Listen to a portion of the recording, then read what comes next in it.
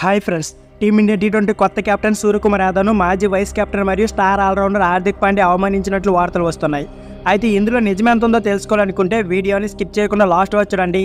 అలాగే హార్దిక్ పాండ్యా మరియు సూర్యకుమార్ యాదవ్ వీళ్ళిద్దరిలో బెస్ట్ కెప్టెన్ ఎవరో మీ అభిప్రాయాన్ని కామెంట్ బాక్స్లో కామెంట్ చేయడం మర్చిపోకండి. ఇక లేట్ చేయకుండా వీడియోని స్టార్ట్ చేద్దాం. ఇక వీడియోలోకి వెళ్తే టీమిండియా ప్రస్తుతం శ్రీలంక పర్యటన ఉన్న విషయం మనందరికీ తెలిసిందే. 3 టీ20 సిరీస్ ఆడేందుకు కొత్త కెప్టెన్ సూర్యకుమార్ యాదవ్ సారథ్యంలో యంగ్ టీమిండియా లంకకు వెళ్ళింది. ఈ నెల 22న భారత్ జట్టు లంక గడ్డపై అడుగుపెట్టి ప్రాక్టీస్ కూడా మొదలుపెట్టింది. ఈ జట్టులో కొత్త హెడ్ కోచ్ గౌతమ్ గంభీర్ కూడా ఉన్నాడు. సోమవారం లంకకు చేరుకున్న టీమిండియా నెక్స్ట్ డేనే తొలి ప్రాక్టీస్ సెషన్ నిర్వహించింది. హెడ్ కోచ్గా గౌతమ్ గంభీర్కు, అలాగే పూర్తి స్థాయి టీ20 కెప్టెన్గా సూర్యకుమార్ యాదవ్కు ఇదే తొలి ప్రాక్టీస్ సెషన్. అయితే team India star allrounder Hardik Pandya శ్రీలంకలో కొత్త కెప్టెన్ సూర్యకుమార్ యాదవ్ను అవమానించినట్లు వార్తలు వస్తున్నాయి. కొత్త కెప్టెన్గా తొలి ప్రాక్టీస్ సెషన్ ముందు సూర్యకుమార్ యాదవ్ నిర్వహించిన టీము డీల్కు హార్దిక్ పాండ్యా రాలేదంటూ, తన స్థానంలో కెప్టెన్స్ తీసుకున్న సూర్య నిర్వహించే టీము డీల్లో పాల్గొనమేంటంటూ డ్రెస్సింగ్ రూమ్కే పరిమితమైనట్లు తెలుస్తోంది.